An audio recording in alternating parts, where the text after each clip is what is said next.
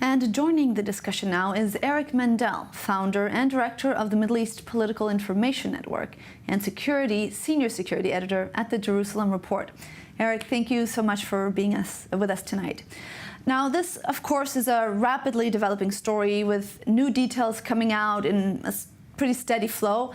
Is this likely, in your opinion, to be a turning point in the ongoing conflict with Hezbollah? And if yes, why now? I think both Hezbollah and Israel would like a ceasefire deal. I think Hezbollah is exhausted. Remember, Hezbollah will not do anything unless, because of guardianship of the jurist, it will not do anything unless Iran agrees to it. Their proxy has been hurt, and they're looking for a pause. Israel, I think, from what I've read preliminary reports, I think is giving away too much here and is setting up the next round of fighting. First of all, it's based primarily on the same peacekeepers, a supposed reinforced Lebanese armed forces, and the same impotent UNIFIL forces. It also allows the French, who have a special interest in Lebanon, to have a disproportionate role. Just up until a day or two ago, Macron considered Bibi a war criminal, but not Hezbollah. Remember, Hezbollah has not been designated in its entirety as a terrorist organization by the Europeans and the French.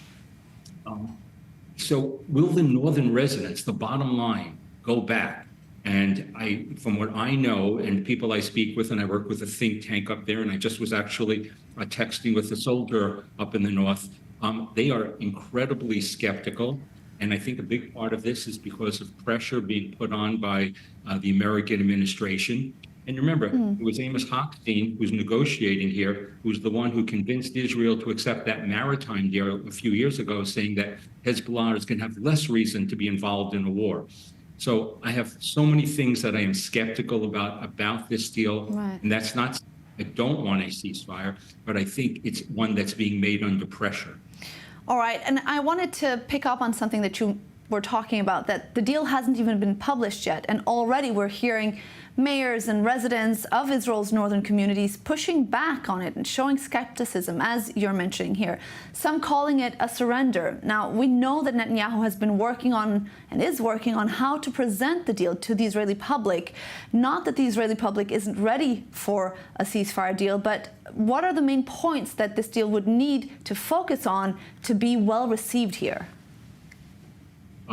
I think it's interesting. Benny Gantz, who's obviously an opposition leader, is saying that make the specifics of it public so the Israeli people will know, and it won't be hearsay until it comes out or something that happens afterwards that's a fait accompli.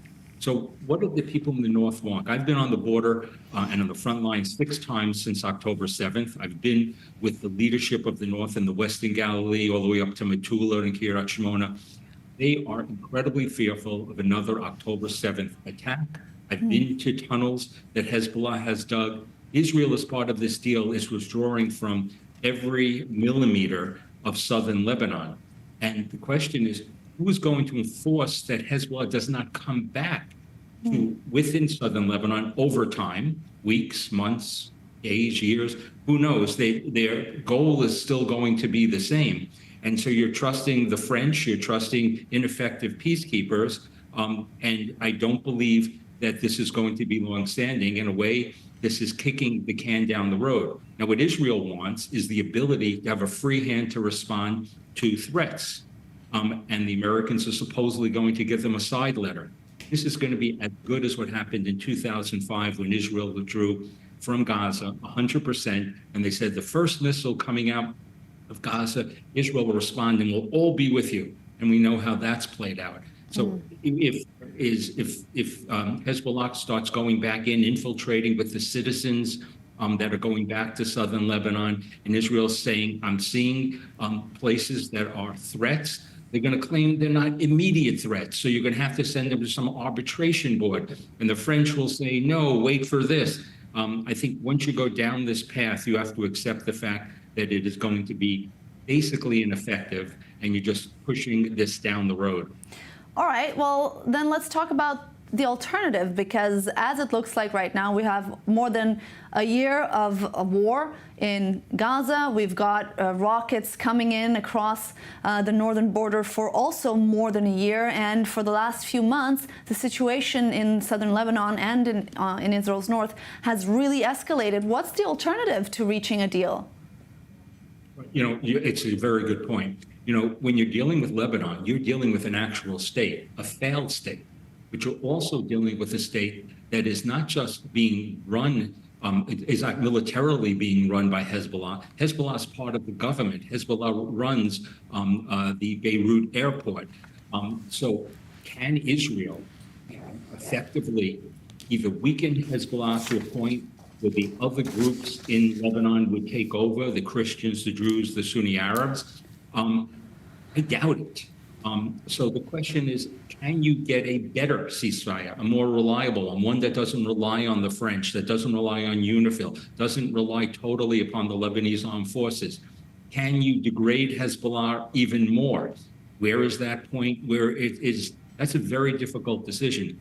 But from what I've read of this particular ceasefire, and again, we haven't seen it yet, it hasn't been made public, so much has been leaked. I think Israel is going to be the one on the losing hand, and I think Hezbollah, which has been to a large degree degraded, is getting as much as they possibly can and getting more. All right, Eric Mandel, thank you very much for your analysis and input tonight.